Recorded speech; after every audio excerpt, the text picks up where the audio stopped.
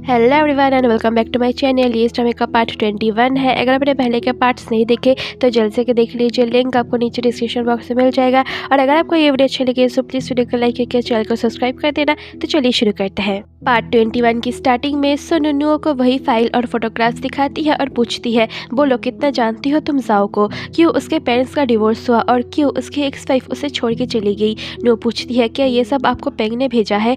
सुन कहती है, ये इंपॉर्टेंट नहीं है, अगर तुम पेंग से शादी नहीं करना चाहती तो मत करो, पर जाओ से भी ब्रेकअप करो। नो कहती है, वो और उसके एक्स वाइफ में और कोई भी रिलेशन नहीं है, सब खत्म हो चुका है, और वैसे भी मैं जाओ को प्रपोज कर चुकी हूँ। सुन कहती है, अगर तुम उससे शादी करोगी तो उसकी सिस्टर भी तुम लोगों के साथ रहेगी, तब तुमने सोचा है तुम दोनों का क्या होगा। नो कहती है, हम दोनों में बहुत अच्छा रिलेशन है, और अगर आप ऐसे ही बोलती रही तो हमारा बात करना मुश्किल हो जाएगा।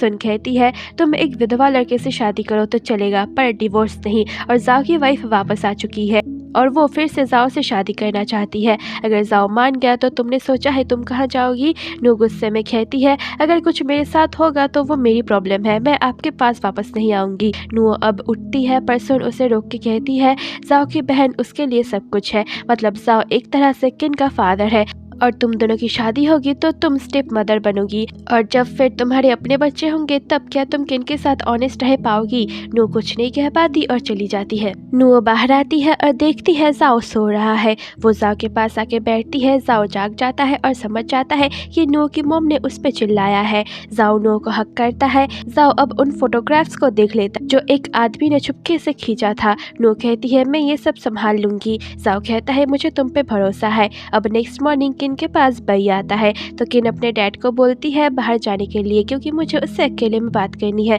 तो उसके डैड भी बाहर चले जाते हैं। किन तो बई को देख के बहुत ही ज्यादा खुश थी। बई उसके पास आके बैठता है। वो दोनों अपनी मूवी को लेके थोड़ी बहुत बातें करते हैं। इधर नो शीरन को भी वो सब दिखाती है तो शीरन तो बहुत गुस्सा करने लगती है। रात को पेंग नो को कॉल करके डिनर पे बुलाता है तो नो कहती है, तुम्हारे डैड के घर चलो, मुझे उनसे बात करनी है, अगर वहाँ तुम भी रहोगे तो ज्यादा अच्छा होगा। अब नो जाओ को कॉल करके बता देती है कि वो पेंग से मिलके सब कुछ ठीक करने जा रही है। नो अब गोबिन से मिलने आती है। नो गोबिन को वही फोटोज दिखाती है और उसके बारे में पूछती है तो गोबिन कहता है, कुछ दिन पहले मैंने सुना था कि पेंग और तुम में झगड़ा चल रहा है, क्यों, बस यही पता करने के लिए मैंने ये सब किया है। नो पूछती है, क्या ये फोटोज आपने मेरी मॉम को सेंड किया था। गोबिन समझ जाता है कि ये काम पेंग ने किया है, पर वो गलती अपने ऊपर ले लेता है। नो कहती है, आप अपने कैमरा से ये फोटोज डिलीट कर देना, आप एक लॉयर है तो आपको पता ही होगा कि ऐसे दूसरों के छुपके से फोटोज लेना कानून के खिलाफ है। अब नो जाने लगती है। पेंग कहता है, वो फोटोज मैंने भेजा था तुम्हारे मॉम को। नो कहती है, तुम्हें क्या लगा ये सब करके तुम मुझे वापस पालोगे। पेंग कहता है, जाओ तुम्हें एक अच्छा फ्यूचर नहीं दे सकता, तुम सोचो हम साथ क्यों थे, एक दूसरे को सिर्फ पसंद करने की वजह से। अगर मेरा ये फैमिली बैकग्राउंड नहीं होता तो क्या तुम मेरे साथ होती। नो कहती है, अगर मुझे फैमिली बैकग्राउंड से कोई फर्क पड़ता तो मैं जाओ के साथ भी नहीं होती।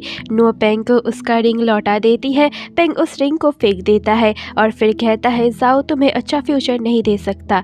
नो कहती है, मैं जाओ से शादी करने वाली हूँ। पेंग शॉक हो जाता है और नो चली जाती है। नो घर आते हुए जाओ को देखती है। दोनों हक करते हैं और बहुत ही ज़्यादा खुश होते हैं। इधर शीरन यांग को कहती है खाना ऑर्डर करने के लिए, पर यांग उसके लिए खुद खाना बनाने चला जाता है। तभी यांग के फ़ोन में नोटिफिकेशंस आता है और शीरन मैसेज देखती है। यांग डिनर बना के लाता है तो शीरन उस पर गुस्सा करने लगती है। इस बार दोनों के बीच में लड़ाई बहुत ही ज्यादा बढ़ जाती है। शीरन यांग को चले जाने के लिए कहती है तो यांग भी चला जाता है।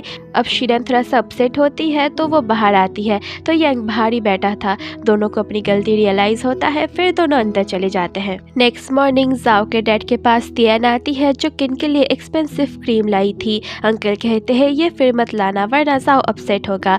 तियान अब उन्हें कहती है, नो के पेरेंट्स ये नहीं चाहते कि नो जाओ के साथ रहे। नो का पहले एक बॉयफ्रेंड था जो बहुत ही ज़्यादा रिच था, और कुछ दिन पहले नो के पेरेंट्स ट्राई कर रहे थे कि नो और उसके एक्स वापस से साथ हो जाए, और वो लड़का मुझसे मिलने आया था। उसने मुझसे जाओ के पहले के कंडीशन के बारे में पूछा, इसलिए मैं आपको बता रही हूँ। ये सब सुन के जाओ के डैड बॉस से मिलने आते हैं और उनके जाने के बाद पेट हॉस्पिटल में सुन आती है, पर वो कुछ ना कह के वापस चली जाती है जो जाओ देख लेता है।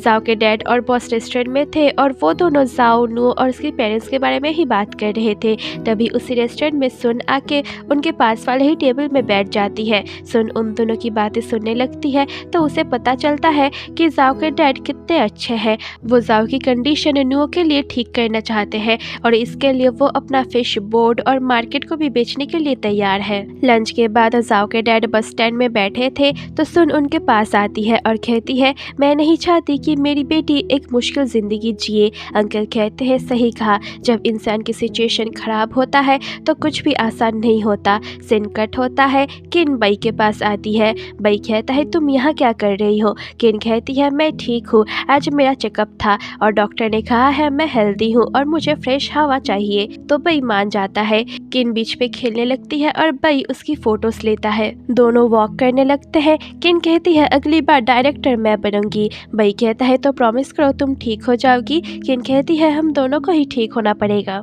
थोड़ी देर बाद किन देखती है उसके नाक से खून निकल रहा है, पर वो बई को नहीं बताती और अपना फेस को धो लेती है। अब वो दोनों ही बैठे थे। किन बई के शोल्डर पर सर रख देती है। बई पूछता है, क्या हुआ। तो किन कहती है, थोड़ी थक गई हूँ। तो बई उसे पकड़ लेता है अच्छे से। अब किन वही ड्रीम देखती है जब उसकी मॉम उसे और उसके भाई को छोड़ के चली गई थी। अब हमें किन को फिर हॉस्पिटल में दिखाते हैं जिसके पास जाओ बैठा था। जाओ डॉक्टर से बात करता है। डॉक्टर कहते हैं उसका बुखार तो उतर गया है पर अभी भी इम्यूनिटी बहुत लो है, वो कभी भी बीमार हो सकती है, इसलिए कुछ टाइम के लिए उसे हॉस्पिटल में ही रहना होगा। और यहीं पर पार्ट 21 एंड हो जाता है। होप कि आपको वीडियो अच्छी लगी हो, सो प्लीज़ वीडियो को लाइक करके चैनल को सब्सक्राइब कर देना। मिलती हूँ आपसे जल्दी ही नेक्स्ट एपिसोड में, तब तक के लिए बाय बाय।